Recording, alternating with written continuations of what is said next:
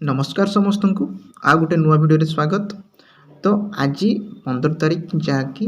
समस्त कॉलेज रे से माने नुआ ओर फॉर्म फिलअप कर सारी किंतु किछिटा भूल रही एवं किछि घोषणा आसी समस्ते फॉर्म फिलअप कर पारि नथिले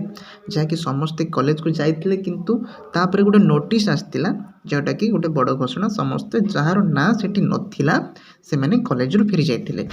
तो आज आमे डिस्कस करिया कौन कौन आपण करिबा उचित। ठीक अच्छे आपन जदि अप्लाई कर सारी फॉर्म फिलअप कर सारी तो आपन कौन करिथिबा उचित तेबे जाई आपन पाखु पैसा आसीबो। सेति आम आज एबे ही डिस्कस करिया बिना स्किप करके आपन पूरा शेष पर्यंत वीडियोटा देखंतु।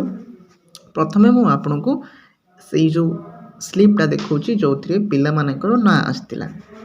आपण मान कॉलेज को भी जाइथिबो आपण माने देखिबे आपण माने एचओडी मेसेज करथिबे किंबा को टीचर हो तांकठु पचारि पुछंतु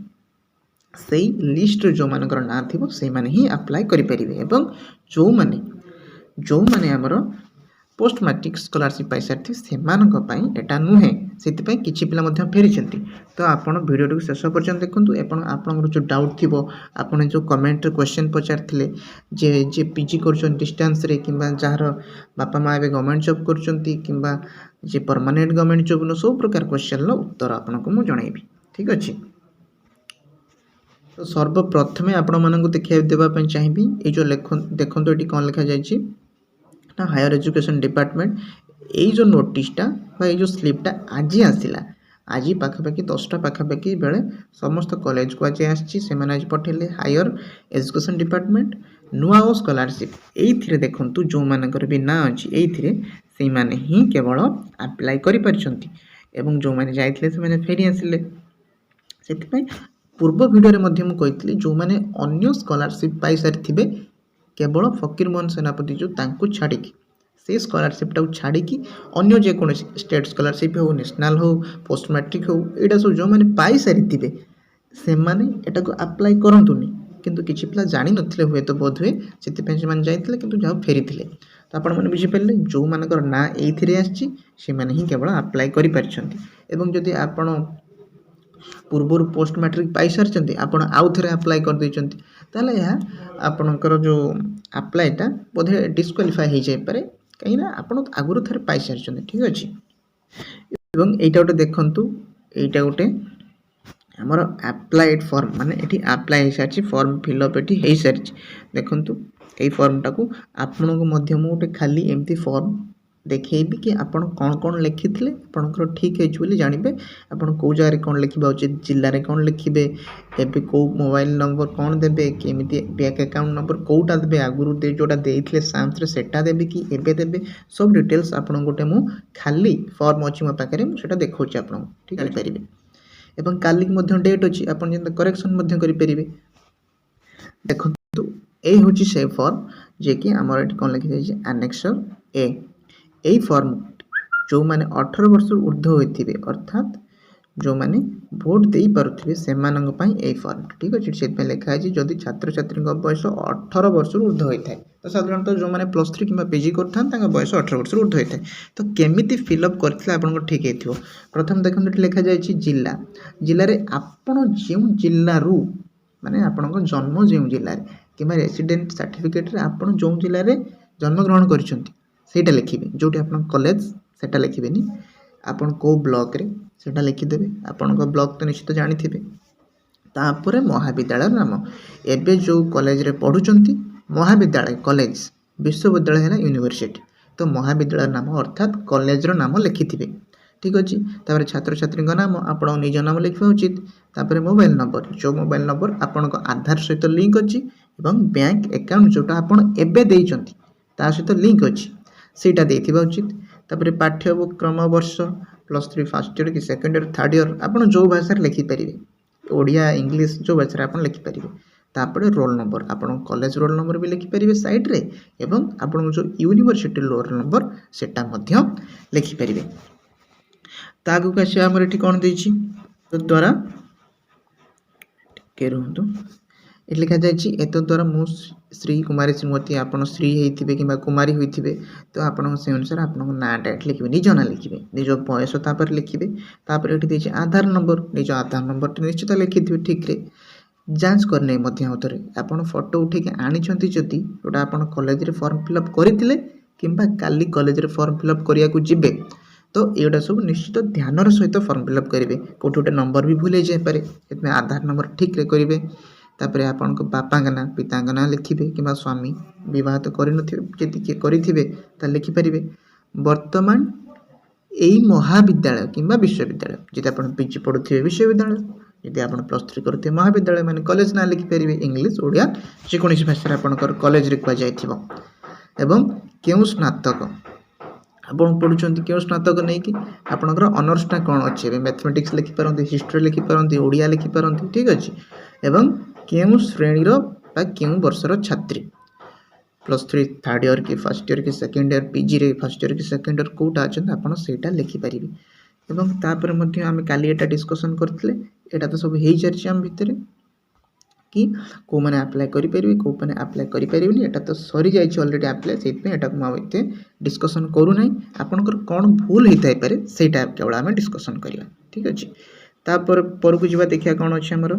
ଏଠି ଲେଖାଯାଇଛି ଦେଖନ୍ତୁ ସାମ୍ସ ପୋର୍ଟାଲ କମନ୍ ଆପ୍ଲିକେସନ୍ ଫର୍ମରେ ବ୍ୟାଙ୍କ ଆକାଉଣ୍ଟଟି ଆପଣ ଆଡ଼୍ କରିବେ ଯେଉଁ ବ୍ୟାଙ୍କ ଆକାଉଣ୍ଟ ଆପଣ ସାମ୍ସରେ ରେଜିଷ୍ଟର କରିଛନ୍ତି ତାକୁ ଯଦି ଭରିବେ ଯେଉଁଟା ଆପଣ ସାମ୍ସରେ ରେଜିଷ୍ଟର କରିଛନ୍ତି ତ ଏଇଠି ଭରିବେ ଆପଣ ଠିକ୍ ଅଛି ଯେଉଁଟା ଆପଣ ଆଗରୁ ଦେଇଥିଲେ ସାମ୍ସରେ ଅଥବା ତଳ ଦେଖନ୍ତୁ ଏଠି ଲେଖା ହେଇଛି ଅଥବା ଆପଣ ଯଦି ନୂଆ ବ୍ୟାଙ୍କ ଆକାଉଣ୍ଟଟି ଓପନ୍ କରିଛନ୍ତି ନୂଆ ବ୍ୟାଙ୍କ ଆକାଉଣ୍ଟ ଦେବା ପାଇଁ ଚାହୁଁଛନ୍ତି ସେଥିପାଇଁ ଦେଖନ୍ତୁ ତଳକୁ ଠିକ୍ ଅଛି ଏଇ ଯେଉଁ ଲେଖା ହେଇଛି bank account number name of the bank name of branch ଆପଣ ସବୁ ଜାଣିକି ନୂଆ ଯଦି ଦେବେ ତ ତଳେ ଦେବେ ଯଦି ଆପଣ ଉପରେ ଯେଉଁଟା ସାମ୍ସରେ ରେଜିଷ୍ଟର କରିଛନ୍ତି ତ ଏଇଠି ଲେଖିବେ ଜାଣିପାରିଲେ ଏଇଟା ଭୁଲ ନ ହେଇଥିବା ଦରକାର ଏବଂ ତାପରେ ସେତିକି ଏବଂ ଏଟା ହେଉଛି କଲେଜ ଫର୍ମ ଫିଲ୍ଅପ୍ କରିବ ଯେ ଆପଣ ଯଦି କୌଣସି ଭୁଲ କରିଥାନ୍ତି ତ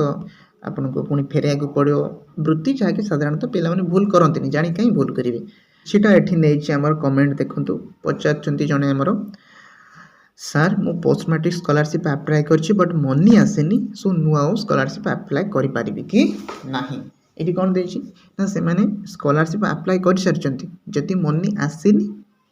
ତାହେଲେ ସେଠୁ ଯଦି ଆସିଲା ମନି ମାନେ ମ୍ୟାଟ୍ରିକ୍ ଯେଉଁ ପୋଷ୍ଟ ମ୍ୟାଟ୍ରିକ୍ ସ୍କଲାରସିପ୍ରୁ ଯଦି ଆସିଲା ତାହେଲେ ଏଠୁ ଆଉ ଆସିବନି କିନ୍ତୁ ସେଠି ଆସିନି ତାହେଲେ ଆପଣ ଆପ୍ଲାଏ କରିଥାନ୍ତୁ ଯେଉଁଠୁ ଆସିବ ଗୋଟେ ଜାଗାରୁ ଆସିବ ତାପରେ ପଚାରୁଛନ୍ତି ଜଣେ ଆରେ ଭାଇ 70 ଇୟର୍ ଯେଉଁମାନେ ଅଛନ୍ତି ତାଙ୍କର କ'ଣ ହେବ ଯେଉଁମାନେ 70 ଇୟର୍ ଅଛନ୍ତି ଆପଣମାନଙ୍କ ପାଇଁ ବି ଗୋଟେ ଆନେକ୍ସର B ଅଛି ସେଠି ଯାଇକି ଆପଣ ଫର୍ମ ଫିଲ୍ଅପ୍ କରିବେ ସେଇଟା ଲେଖା ହେଇଛି ଯେଉଁମାନେ ପିତାମାତାଙ୍କ ଉପସ୍ଥିତିରେ ବାପା ମାଆଙ୍କ ରହିଥିବା ବେଳେ ତାଙ୍କ ଅନୁସାରେ ଫର୍ମ ଫିଲ୍ଅପ୍ଟି କରିବେ ଠିକ୍ ଅଛି ତାପରେ ଆମର କ'ଣ ଦେଇଛି ଦେଖନ୍ତୁ କେବେଠୁ ଆପ୍ଲାଏ କରିହେବ ଆଜ୍ଞା ଆପ୍ଲାଏ ଆଜିଠୁ ହିଁ ହେଇସାରିଛି ଆଜି ଆଉ କାଲି ଆପଣଙ୍କ କଲେଜରେ ଯାଇ ପଚାରନ୍ତୁ HOD ଯିଏ ଅଛନ୍ତି କିମ୍ବା ଯେଉଁଠି ଆମର କଲେଜରେ ଫର୍ମ ମିଳେ ସେଇଠୁ ଆଣିକି ଆପଣ ଆପ୍ଲାଏ କରିପାରିବେ କେମିତି ଆପ୍ଲାଏ କରିବେ ପୂର୍ବରୁ କହିକି ଆସିଛି କିମ୍ବା ପୂର୍ବ ଭିଡ଼ିଓ ଯାଇକି ଚ୍ୟାନେଲରେ ମଧ୍ୟ ଭିଜିଟ୍ କରିପାରିବେ ତାପରେ ଓଡ଼ିଆ କ୍ରାଫ୍ଟ କ'ଣ କହୁଛନ୍ତି ନା ସାର୍ ମୁଁ ଏ ମେଧାବୃତ୍ତିରେ ଆପ୍ଲାଏ କରିଛି ମୁଁ ବି କ'ଣ ଏଇଟା ଆପ୍ଲାଏ କରିପାରିବି କି କୁହନ୍ତୁ ସାର୍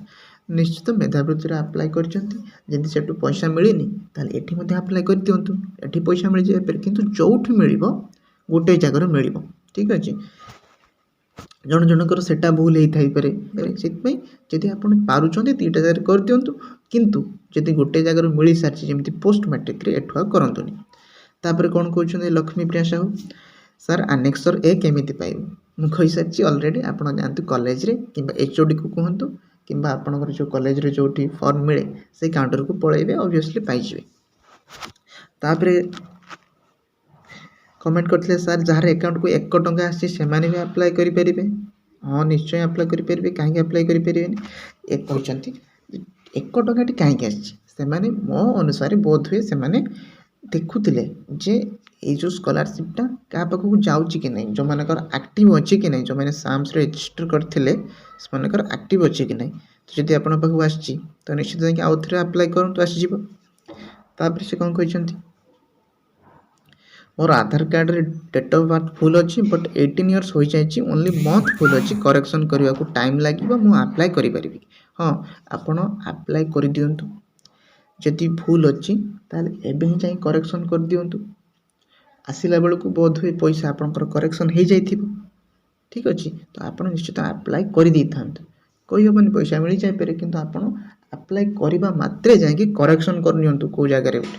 ଆଶା କରୁଛି ଆପଣମାନେ କିଛି ଇନଫର୍ମେଟିଭ୍ ଜିନିଷ ପାଇପାରିଥିବେ, କ'ଣ ଭୁଲ ଥିଲା କ'ଣ ଠିକ୍ ଥିଲା ଜାଣିପାରିଥିବେ। ଯଦି ଆପଣଙ୍କୁ ଗୋଟେ ଭିଡ଼ିଓ ଭଲ ଲାଗିଛି ନିଶ୍ଚିତ ଗୋଟେ ଲାଇକ୍ କରିବେ ଏବଂ ଆଗକୁ ମଧ୍ୟ ଏମିତି ଅପଡ଼େଟେଡ଼ ହେଇକି ରହିଥାନ୍ତୁ। ଆମ ଚ୍ୟାନେଲକୁ ସବସ୍କ୍ରାଇବ୍ କରିଦିଅନ୍ତୁ, କାହିଁକିନା ଆହୁରି ଏମିତି ଜବ୍ ଅପଡ଼େଟ୍, ସ୍କଲାରସିପ୍ ଅପଡ଼େଟ୍ ଆଗକୁ ଆସୁଥିବ ନୂଆ ବିଷୟରେ। ଆଗକୁ ମଧ୍ୟ ଯାହା ବି କିଛି ଘୋଷଣା ଆସିବ ସବୁ ଆମେ ଏଇ ଚ୍ୟାନେଲରେ ମୁଁ ଆପଣମାନଙ୍କୁ ଅପଡ଼େଟ୍ କରିବି। ଆପଣମାନଙ୍କ ସବସ୍କ୍ରାଇବର୍ ଆପଣମାନଙ୍କୁ ହିଁ ଏଇଭଳି ଭିଡ଼ିଓ ଜଣାଇବା ମୋର ଗୋଟେ କର୍ତ୍ତବ୍ୟ ବୋଲି ମୁଁ ଭାବୁଛି, କାହିଁକିନା ଆପଣମାନେ ମୋ ଉପରେ ଭରସା କରିଛନ୍ତି। ସେଥିପାଇଁ ଆପଣମାନେ ସବସ୍କ୍ରାଇବ୍ କରିଦିଅନ୍ତୁ, ମୁଁ ଆପଣଙ୍କୁ ନିଶ୍ଚିତ ଅପଡ଼େଟେଡ଼। ଆଉ ହଁ, ସର୍ବଶେଷରେ ମୁଁ କହିବାକୁ ଚାହିଁବି, ଆପଣମାନେ ନିଜ ସାଙ୍ଗମାନଙ୍କୁ ବି ସେୟାର କରିଦିଅନ୍ତୁ। ସେମାନେ କ'ଣ ଠିକ୍ କରିଥିବେ ଭୁଲ କରିଥିବେ, ହ୍ୱାଟ୍ସଆପ୍ରେ ହେଉ କିମ୍ବା ମେସେଜ୍ରେ ହେଉ ଆପଣମାନେ ସେମାନଙ୍କୁ ମେସେଜ୍ କରିକି, ଯଦି ଆପଣଙ୍କର ଗ୍ରୁପ୍ ଅଛି ଫ୍ରେଣ୍ଡସ୍ ମାନଙ୍କ ଗ୍ରୁପ୍, ତ ସେଠି ବି ସେୟାର କରିପାରିବେ। ସେମାନେ ବି ଜାଣିପାରିବେ କ'ଣ ଭୁଲ ହେଇଛି କ'ଣ ଠିକ୍ ହେଇଛି, କେମିତି କ'ଣ ଆପ୍ଲାଏ କରିବା ଉଚିତ। ଠିକ୍ ଅଛି, ରହୁଛି। ଜୟ ଜଗନ୍ନାଥ।